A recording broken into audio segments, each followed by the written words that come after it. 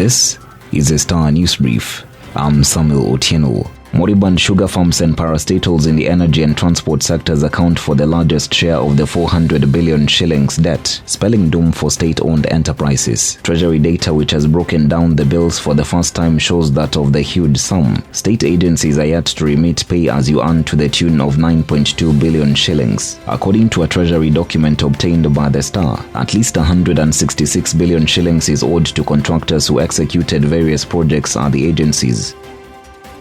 Get a copy of the Star by subscribing to our e-paper for only 40 shillings through www.mgazzetti.com.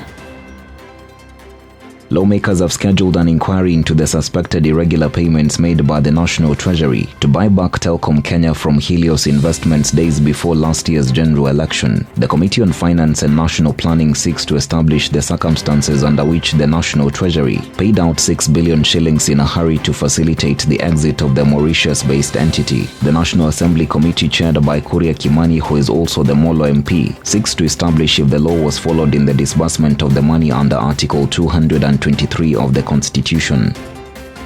Rainfall is expected over the highlands east and west of Rift Valley and the Lake Victoria Basin. Rains will also pound the central and south Rift Valley throughout the forecast period. The daily forecast was released on March 9th and will be applied for the next 5 days. Siaya, Kisumu, Homa Bay, Migori, Kisii, Nyamira, Trans Nzoia, Baringo, Uasin Gishu, Elgeyo Marakwet, Nandi, Nakuru, Narok, Kericho, Bomet, Kakamega, Vihiga, Bungoma, Busia and West Pokot counties will on Saturday to Tuesday morning receive rains.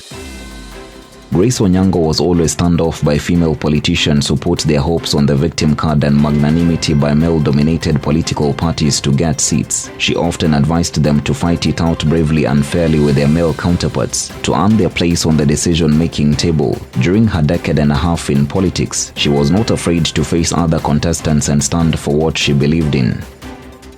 In 2009, George Muya Maithia worked with Julian Nduku as servants for a family in Machakos. One day at around 6 a.m., Maithia stormed the kitchen when Nduku was preparing breakfast and asked her to be his lover. She rejected the overtures, and then hell broke loose. Humiliated by the rejection, the man, who was armed with a sharp panga, aimed for Nduku's face and head, cutting her repeatedly. So bad was the assault that the panga got stuck in her arms and was only removed after she was rushed to a nearby hospital. Get a copy of the Star by subscribing to our e-paper for only 40 shillings through www.mgazzetti.com.